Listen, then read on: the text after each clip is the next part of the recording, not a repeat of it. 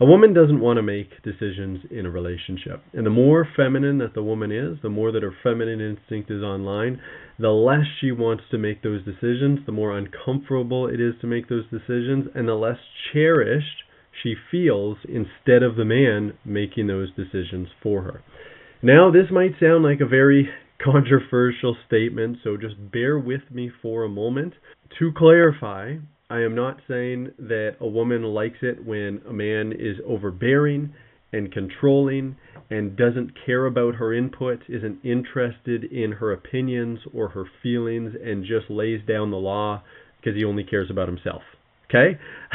I am talking specifically about a man who loves his woman, cherishes his woman, is asking about her input, wants to know how she feels, is putting in the effort to make her happy, is truly devoted to her and to her happiness, but is the one that is choosing to take the responsibility to make the final decisions for things so that she doesn't have to be burdened by making those decisions and making the wrong decisions. She's not burdened by being in her masculine energy. She's not burdened by being in that leader role, in the giving role in the relationship, because he is the one that is choosing to lead. It's just that he is leading on her behalf to take care of her. So that's what we're going to talk about today. We're going to talk about why that is and what to do if you find yourself in a situation with a man where he's not making all of those devotional decisions for you and you're having to step up into more of that icky masculine role where you're the one deciding. So hello, my name is Zach Rohde. I am here to lead you into creating the relationship of your dreams using your feminine energy and what I call feminine communication to inspire a man into cherishing you. If you have not yet subscribed to this channel, make sure you do that below. Hit the notification bell and be sure to like this video because I'm going to make sure that it's a good one for you today. And if you would like help learning how to shift out of your unhealthy control patterns and into inspiring a man into taking care of you, then go below this video, open up the description, and go to my free webinar at zachrohdecoaching.com and you will learn all about how to do that. Alright, so when it comes to having a devoted man who is making these decisions for you, the way that I am going to really open up this topic is by reading a section of my book, Inspire His Devotion, which you can find on Amazon by typing in my name, Zach Rohde, in the Amazon search bar. And I'm going to talk a little bit about the journey that my wife and I had. This was before we moved in together, before we were married. And I talk about these kind of things a lot in my books. I have 5 books on Amazon, by the way. So this is going to help you understand what I'm talking about when it comes to the man making the decisions and why it doesn't feel good when you're stuck in that role. So, finding an apartment is a man's job. It is part of being in the giving role. I talk a lot about on these videos that a man's supposed to be in the giving role, woman is in the receiving role. Women are fully capable of doing it. They're, in this case, finding an apartment, but really just making the decisions. One's leading it, making the leadership choices. Women are fully capable of doing it, but all of that planning and decision making is stressful on a woman's physiology. It's a gift that she needs to receive from a man to be able to relax. He finds, he builds, he buys the place to live. She turns it into a home. So where we are in this chapter is I'm talking about how I really dropped the ball as a man, and I made my wife, my girlfriend at the time, make all the decisions for finding the apartment, for coordinating everything, for doing the contract stuff, because I was busy working at camp and I just said I didn't have enough time. I could have made time, but I just didn't realize how important it was. So we're going to keep going here. We had a phone call when I was on the job picking up orders at my camp because she wanted to know some things so she could make decisions about the apartment. Really what she wanted was for me to relieve her of the burden of making the decisions, but I didn't have answers and I wasn't taking her need for my leadership seriously. She got angry at me, and her anger resulted in me getting angry back at her. That's a common story in our relationship and many relationships. The call ended in one of our first arguments. I finished the call by telling her that she needed to figure it out by herself. So what I am doing in this situation is I'm abdicating my role as the leader. Just like, you figure it all out, you make the decisions. I am letting her keep all of those burdens. She shouldn't have been making any of those decisions at all because I should have fully taken charge of that. She was at least coming to me to try to get me to make some of the decisions to take that burden off of her, and I couldn't even do that. At the time, I didn't realize what my role was in the relationship, and I was just selfish. I wasn't considering her needs. So at the time and for years afterwards, I couldn't understand why she was giving me such a hard time. Any women familiar with that? You can't understand, a man can't understand why you're giving him such a hard time. He just can't see your perspective. Yeah, I was like that. I was working, and whatever she chose didn't matter to me, right? From my perspective, I just didn't care. So whatever you decide is fine. But to a woman, it's completely different, right? It's like a man and woman going on a date, and the man's just like, you know what, you choose whatever. You choose where we're going, you choose what we do, you choose what time we're going, because I don't care. I'm just going to lay back and play video games. That is a huge turnoff for a woman, number one, for a woman whose feminine instinct is online in any way, because a man isn't communicating that he wants to take care of her. It's like, you just figure it all out yourself because I don't care. I'm not invested. It's not a good place to be. At the time, she couldn't explain logically why she gave me such a hard time, but it's clear now. She gave me a hard time because I was passively in the receiving role. I wasn't stepping up as the provider to take care of business and provide her with an apartment. I didn't see it as my role. I didn't care. I didn't see the burden it was putting on her as long as I was paying for my half of it. That's another problem. We're not going to get into it, but a man should be fully paying. I mean, it's fine if a woman's working, but up until marriage, the man should be fully providing for everything if they're moving in together. But I'm not going there right now.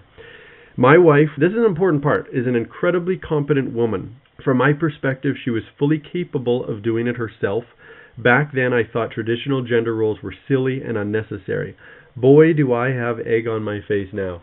Yeah, 5 books later, being a polarity coach, this is literally what I teach. And one of the reasons I can teach it so well is because I've been on the other side of things, right? I have been that undevotional man, both with my wife and also when I was single, just, call it playing the field. I know what it's like to not be a devotional man, to be a man who's leading selfishly, which means that I also know what women are often going through with a man, because I was that man that gave a woman so much grief, gave so many women such grief. And I also know what could have inspired me out of that, right? And this is a really important piece, because you're not going to find the most perfect masculine man in the world. Hopefully you can find a man who is better than I was at the time. This is assuming you're single, or if you're in a relationship, hopefully you found a man who is better than I was at the time. But regardless, you're not going to find a perfect man. Man's going to have problems. You're going to have problems. And what you need to focus on is what you can do about it. How you can shift to become a more feminine woman, to shift more into the receiving role, to shift more into your feminine energy, to learn how to use feminine communication, to inspire a man into being the best man that he can be for you. And so I look back in these situations, I'm like, man, I was a piece of crap. I really was a piece of crap. I was so inconsiderate. I was loving in so many ways and fun and, I will call it kind, affectionate. It was a lot of good things. But when it came to really stepping into that leadership role, to unburden my wife, to truly take care of her, I didn't do that. I didn't do that because I didn't understand how important it was, and because my masculine instinct wasn't fully online, and because I didn't know that she needed it. Right? Like, I literally picked her. One of the reasons I picked her is because I had my own wound around not wanting anyone to need me, because that's, a big stress for me, and I need to focus on myself and take care of my own needs. So I was very stingy and selfish in that way. So of course I pick a very hyper-independent woman who's very competent, right? She's an incredibly competent woman, and she still is, even though we're polarizing our relationship, and it's significantly better and more polarized than it was 7 or 8 years ago now. But I picked her for those reasons, and unfortunately those reasons ended up biting me in the butt, because it made it so much more difficult to polarize our relationship, because she was so stuck on trying to hold on to control. She has difficulties letting go of control and having trust in a man to fully take care of her. But that was our journey. And so the point of this is that a woman can be really competent and still not want to be the one that makes decisions, right? Especially when it's a man saying this. It's different if a woman is saying this to another woman. But when a man says this to a woman, a lot of women can have this idea that a man just wants stupid bimbo to stay in the kitchen and to make babies and to never make him think in any kind of way and to be totally dependent on him. It's not like that. It's really not like that. When I talk about why a woman doesn't want to be the one that makes decisions, a woman can still be extremely intelligent. And she can be incredibly capable, incredibly competent. She can be very good at making decisions. It's not about competency. It's just that when a woman is put in a position to be the one that makes the decisions, she's being put in the role of the leader, of the provider, of the giver, which is not the feminine role. So it masculinizes her, right? She doesn't want to be in that role, not because she's stupid, not because a woman's stupid, but because she doesn't want to be in her masculine. That doesn't mean, and we're going to go back now to what I was talking about earlier on this video, that doesn't mean that she doesn't have an active role in the decision-making process, okay? The way that this whole apartment seeking thing should have gone is I go out, I find a whole bunch of, well, first of all, I have a conversation with her, you know, where would be really important for you to live, what would be the important amenities and the type of place, and then, of course, I factor in our budget and all of that kind of stuff, and then I go out apartment hunting, and I find a bunch of apartments, and I talk to the people who own the apartments, and ask them a whole bunch of questions, and then I come back to my wife, and I take a few of the best ones, based on the information that she gave and based on the needs that I have for myself. And I'm like, okay, we got these three, you know, tell me how you feel about each of them. Tell me about what you think the best parts are for you. Is there anything that you really don't like? I find out what she believes, and then I make a final decision. And that final decision is ultimately 100% on me. And I'm doing it based on both of our needs. I'm incorporating both of our needs and making sure that she is going to be happy and that I am going to be happy. But I decide it. There can only be one person that is making a final decision. It can never be both, right? If there's two leaders, it's just going to be two leaders that are going to be clashing against each other, and that's not going to feel fun for a woman, right? A woman doesn't want to have to be combating with her man and compromising with her man. She wants a man who is strong enough to incorporate her needs and feelings into making the decisions and then making a decision on her behalf. Now, hopefully all of that resonates with you. Some women might be triggered by hearing some of this, and if so, that's okay. You know, my work can be very triggering. My beliefs can be very triggering. If that is you, just really sit with everything for a few minutes. If you've been hearing this for the first time, especially coming from a man, it's quite natural that it will be triggering. But remember, those triggers are pointing towards something important.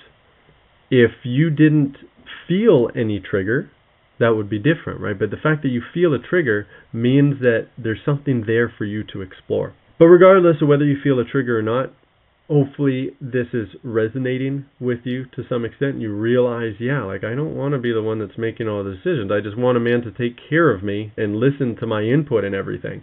And so if that's you and you don't have that, either because haven't been attracting those kind of men or because the man that you currently have is not showing up that way, the question is what to do. It's like, okay, now you're more in touch with your need. What do you do about that?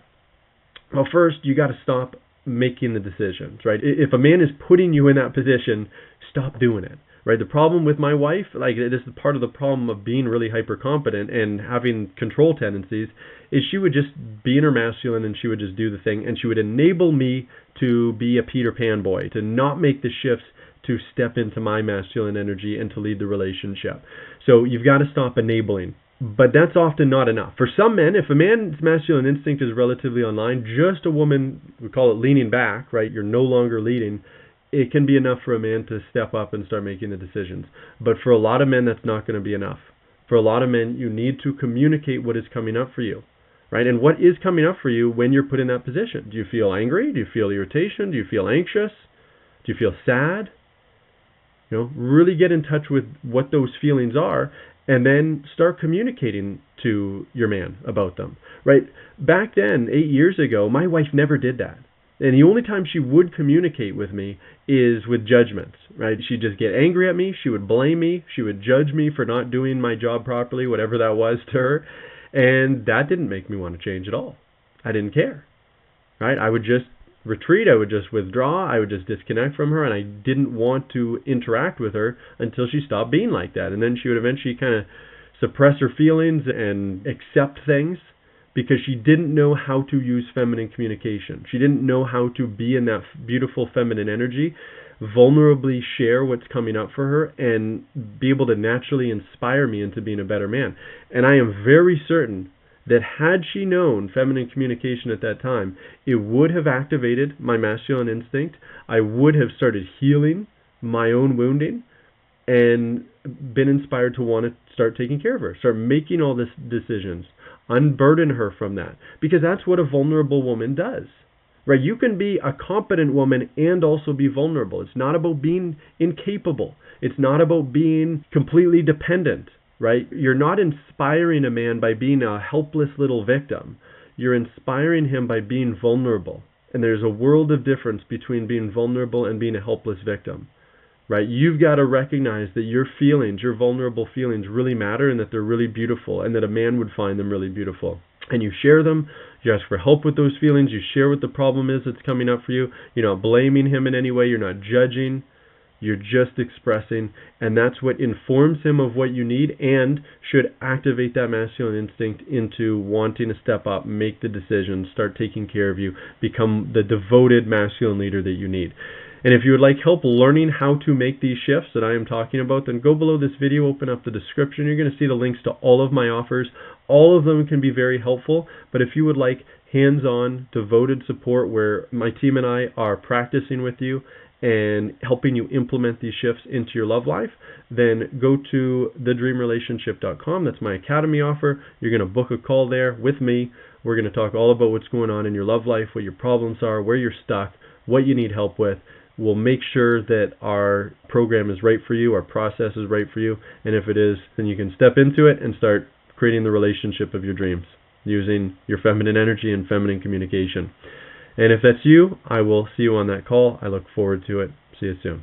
Bye now. That's it for this one.